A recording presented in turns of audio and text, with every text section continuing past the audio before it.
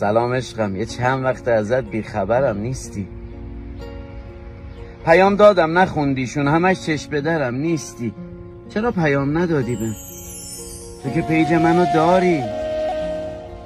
پستای قبل پاک کردی، اینا جدیدن انگاری. زیر عکس زدی عشقم مرسی اینجا منو بردی. تو کجا با من از این آب نگاه خوردی؟ دروغگو چی نوشتی تو؟ نمیاد هیچ کدوم یادم. من کی آخه به تو اصلا از این انگشترها دادم؟ ما کی کافه با هم رفتیم که عکساشو میذاری تو؟ من کی تولدم بوده که کیک و شم بیاری تو؟ تازه شمعای رو کیکم یه سن دیگر رو میگن. میگم نکنه این عکسا مال یه آدم دیگه. نوشتی خونه عشقم، دروغگو اینجا که کاخه. کجای خونه ما خب به این قشنگی آخه؟ کجاست این عکس دستامون که تو دست تو گل بوده؟ عجیبه هیچی آدم نیست. چقدر دستام توپل بوده. هماهنگ کن با هم، من هم از این عکس‌ها بذارم. خب نوشتی پیش بابامی.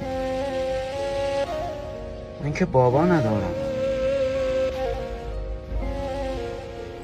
چه خوبه تو همه پستات یه اشاره به من کردی. ما کی آتلیه رفتیم لباس عروس رو تنگ کردی؟ یکم چاق شدی انگاری، باید قول بدی لاغر شی.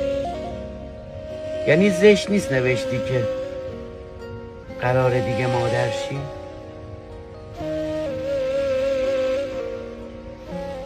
پس این کیه که زیر پستات قلب میذاره واسه؟ انگار نسبتی بات داره، انگاری خیلی میشناسه.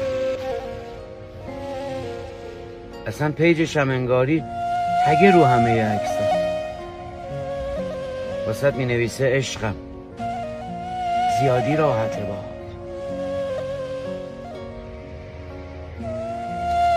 خبرایی شده انگار، بی خود نیست خیلی دلتنگم. یعنی اون تو منو عکسات.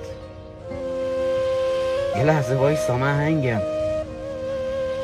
یعنی تموم اون پستا که من توشون اصلا نیستم، یعنی منظور اون حرفات همش اون بوده؟ من نیستم.